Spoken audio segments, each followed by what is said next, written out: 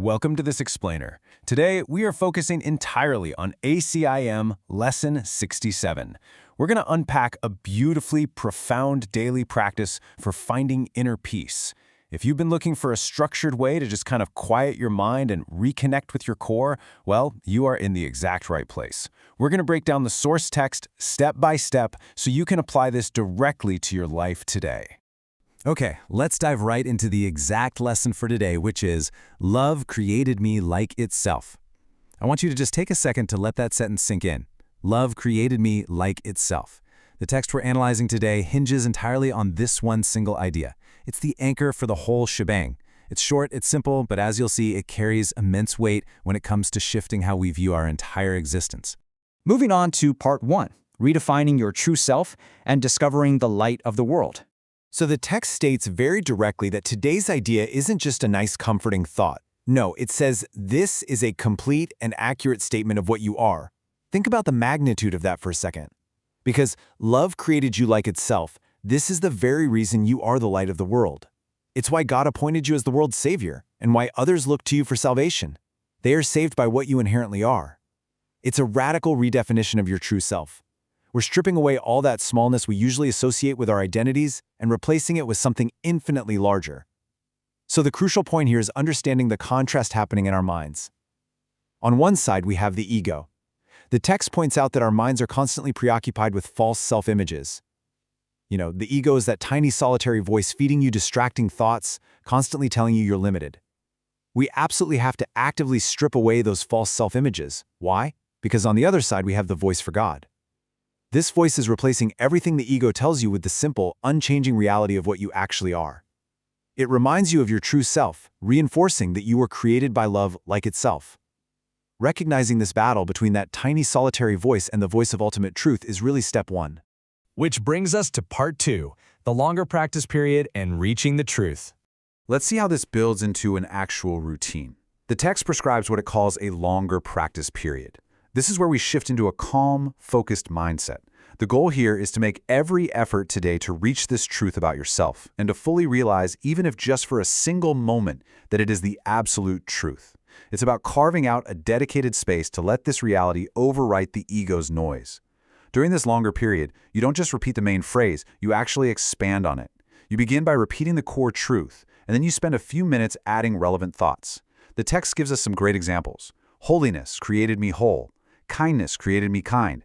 Helpfulness created me helpful. And perfection created me perfect. Now, the text notes that any attribute in accord with God is appropriate to use here. What we're doing is trying to undo our limited, human definitions of ourselves, replacing them with a divine definition, and emphasizing that you are fundamentally a part of that truth. I want you to follow these specific sequential steps laid out in the text for this longer practice. Step 1, repeat the core truth. Step 2, add those related thoughts we just covered. Now, step 3 is where the magic happens. You try to let all thoughts drop away for a brief preparatory interval. The goal is a literal state of thoughtlessness. Finally, step 4, try to reach past all your images and preconceptions about yourself to the truth in you. The text assures us that if love created you like itself, well, this self must be in you, and somewhere in your mind it's there for you to find. The reading even suggests that you might reach the awareness of a blazing light in which you recognize yourself as love created you. It tells us to be completely confident that we will do much today to bring that awareness nearer, regardless of whether we feel immediate success or not. All right, let's look at part 3, the shorter practice periods and silencing the ego's voice. To truly anchor this throughout your day, we need to look at the second phase of the instructions. Because, let's be honest, doing this once in the morning just isn't going to cut it. As the text bluntly reminds us, our minds are constantly hijacked by those false, distracting self-images we talked about earlier. The ego is relentless, right? So our practice must be frequent. We need a mechanism to continually silence the ego's tiny, solitary voice as we go about our day. So, exactly how often should we do this? The text explicitly states a number.